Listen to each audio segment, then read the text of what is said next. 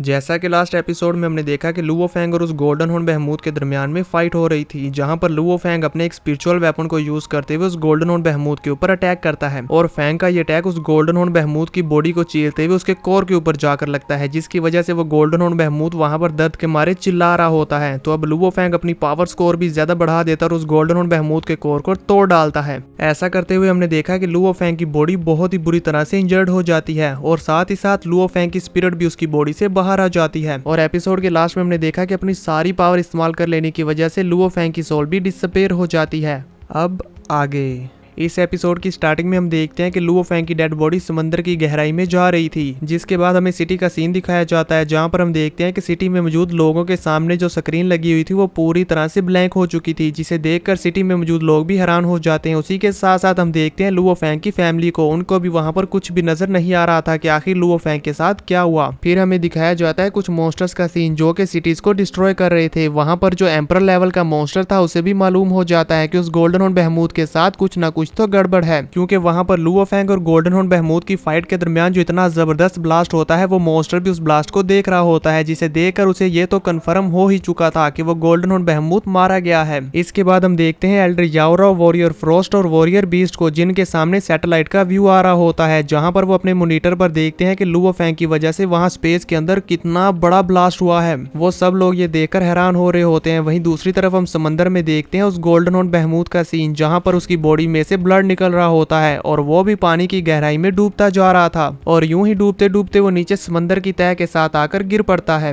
फिर इसके बाद हमें सिटी का सीन दिखाया जाता है, जहां पर वो सभी लोग काफी खुश हो रहे थे। वो तो खुशी के मारे वहां पर झूम रहे होते हैं और लुओ फैंग का नाम पुकार रहे होते हैं कि ये है आखिरकार लुओ फैंग ने उस गोल्डन हॉर्न बहमूद को मार डाला। तभी हम देखते हैं स्क्रीन पर कि लुओ फैंग और उस गोल्डन हॉर्न बहमूद दोनों के बारे में यहाँ पर कोई भी इंफॉर्मेशन शो नहीं हो रही थी कि वो दोनों जिंदा है या मर गए। तभी हम देखते हैं एक बच्ची को और उसकी माँ को। वो बच्ची अपनी माँ से पूछती है, मदर, अभी तो ब्रदर लुओ फैंग के बारे में स्क्रीन पर दिखाया जा रहा था कि वो क्या कर रहे हैं, लेकिन अब वो टेलीविजन पर नजर क्यों नहीं आ रहे, वो डिसअपीयर क्यों हो गए। पर उस बच्ची की मदर उसको इसका कोई भी आंसर नहीं दे पाती, वो भी वहां पर रो रही होती है। अब इसके बाद हम देखते हैं मिलिट्री हेडक्वार्टर्स का सीन, जहां पर कमांडर लाओ ली अपने सामने मॉनिटर पर फैंग और उस गोल्डन हॉर्न बहमूद के एनर्जी सिग्नल्स देख रहे होते हैं। काफी देर तक मॉनिटर पर देखते रहने के बाद उन्हें इस बात का अंदाजा हो जाता है कि लुओ फैंग और गोल्डन हॉर्न बहमूद दोनों ही जिंदा नहीं रहे। ये देखकर वो काफी उदास हो जाते हैं और अपने सर से अपनी कैप उतारते हुए कहते हैं कि रिपोर्टर्स को बता दो वो जल्दी से ये न्यूज पब्लिक कर दे कि लुओ फैंग अब जिंदा नहीं रहा। साथ ही साथ यहाँ पर हम देखते हैं कि वो काफी इमोशनल भी हो जाते हैं।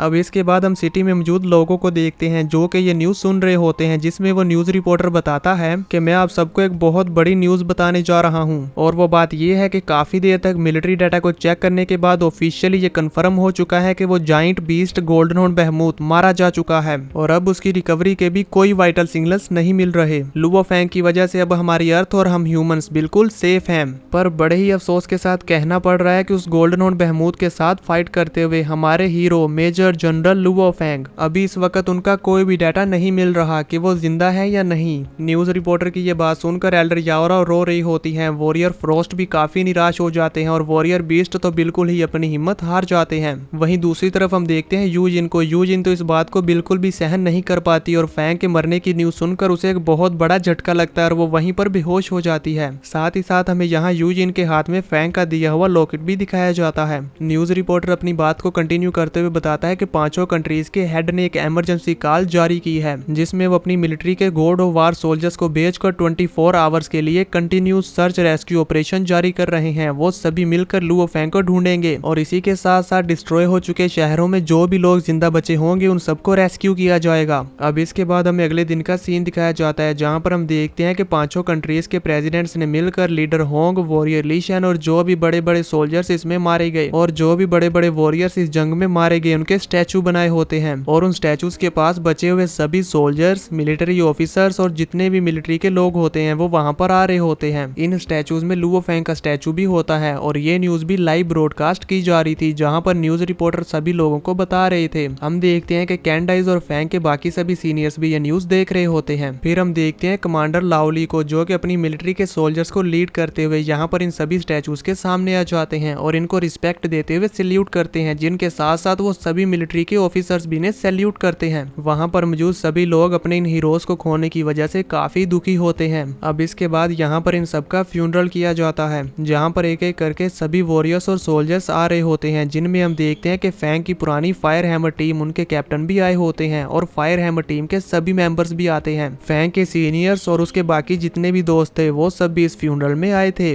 हम यहाँ पर फैंग के फ्रेंड को भी देखते हैं, जो कि फैंग से कह रहा होता है, लुवो फैंग, मैं तुम्हें बचपन से जानता हूँ और तुमने मुझसे कहा था कि मैं एक दिन बहुत बड़ा वॉरियर बनूंगा। मैंने देखा कितनी मुश्किलों का सामना करते हुए तुम मार्शल आर्ट प्रैक्टिशनर बने और फिर उसके बाद एक वॉरियर बने, जिनमें मैं भी तुम्हारे साथ था और हमने एक साथ काफी अच्छा वक्त बिताया और फिर तुम एक इंस्पेक्टर बन गए। अभी तो तुम्हें और ऊंचाइयों पर जाना था। ये कहते हुए वो वहाँ पर रो भी रहा होता है और अपने आंसू पोंछते हुए कहता है, लेकिन अब देखो तुमने हमें ऐसे ही छोड़ दिया, मुझे यकीन नहीं हो रहा कि तुम हमें छोड़कर जा चुके हो। ये कहते हुए वहाँ पर फैंग के फ्यूनरल पर फूल रख देता है। इसी के साथ व्यू चेंज हो जाता है और हम देखते हैं फैंग की फैमिली को, जहाँ उनके घर में डॉक्टर आया होता है और वो डॉक्टर लुओ फैंग के फादर को कहता है कि यूजिन की तबीयत अभी ठीक है, आप उसे रेस्ट करने दे और जितना हो सके उसे कम स्ट्रेस लेने दे। फैंग का फादर उन्हें कहता है, जी मैं इस बात का ख्याल रखूंगा। यहाँ पर हम देखते हैं कि फैंग के फादर भी काफी उदास होते हैं। यूजिन का ब्रदर भी यहाँ अपनी सिस्टर से मिलने के लिए आया होता है और वो अपनी सिस्टर के पास जाकर उससे कहता है,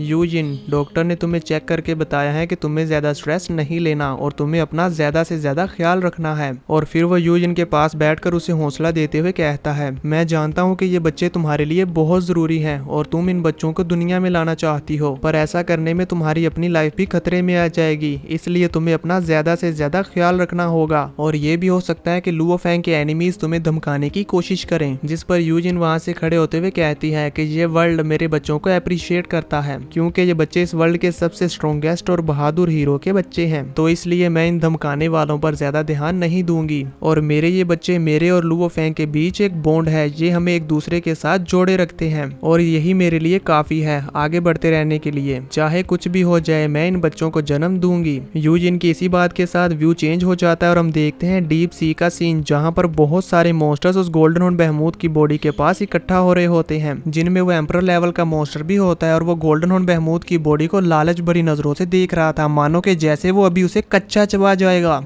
जैसे ही वो गोल्डन हॉर्न बेहमूथ की बॉडी को खाने के लिए आगे बढ़ता है तो हम देखते हैं कि वो गोल्डन हॉर्न बेहमूथ अपनी आंखें खोलता है। यहाँ पर इसकी आंखों में हमें लुओ फैंग की स्पिरिचुअल एनर्जी भी नजर आती है। उस गोल्डन हॉर्न बेहमूथ को आंखें खोलकर अपने पैरों पर खड़ा हुआ देखकर समंदर में मौजूद सभी मॉन्स्टर्स बहुत ज्यादा डर जाते हैं और उनके अंदर उसका खौफ फैल जाता है। ये देखकर वो एम्परर लेवल का मॉन्स्टर भी बहुत ज्यादा डर जाता है और वहाँ से दुम दबाकर भाग जाता है। गोल्डन हॉर्न बेहमूथ के वहाँ पर उठते ही वो देखता है कि उसके आसपास तो कोई भी नहीं है। जहाँ पर जो इतने ज्यादा समुद्री मॉन्स्टर्स की भीड़ लगी हुई थी वो सब गोल्डन हॉर्न बेहमूथ उड़ते हुए देखकर वहां से भाग जाते हैं, क्योंकि उन्हें पता है कि अगर एक बार इसे गुस्सा आ गया तो फिर इन सब की खैर नहीं। और वहीं दूसरी तरफ हम देखते हैं कि गोल्डन और बेहमूद को तो अपना ही होश नहीं था। वो अपने हाथों को देखते हुए कहता है, ये मेरे साथ क्या हुआ। तभी उसके पंजों में से बबाता का क्रिस्टल कोर गिरता है, जो कि नीचे जाकर जमीन से टकराते ही उससे बबाता बाहर आ जाती है। बबाता का भी यहाँ पर सर चकरा रहा था और वो खुद को संभालते हुए कहती है, ये फीलिंग, मुझे ऐसा क्यों लग रहा है कि लुओ फैंग यहीं पर है। और फिर वो अपनी ऊपर को देखती है तो उसे गोल्डन और बेहमूद नजर आता है, जिसे देखकर वो खुश होते हुए कहती है, ओ तो ये तुम हो लुओ फैंग। और फिर वो खुश होते हुए लुओ फैंग के पास चली जाती है और कहती है,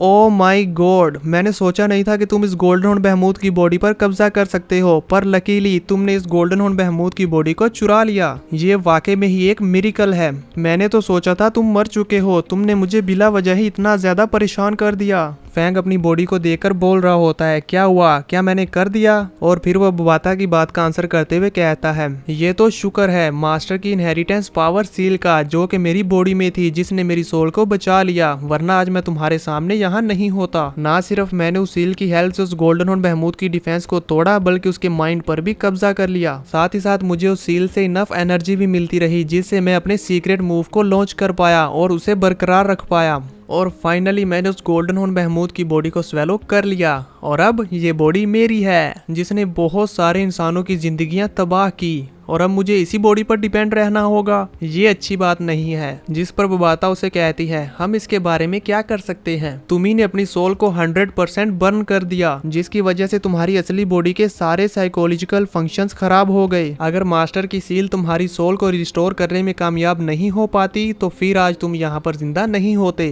तो फिर यहाँ पर सब कुछ खत्म हो जाता।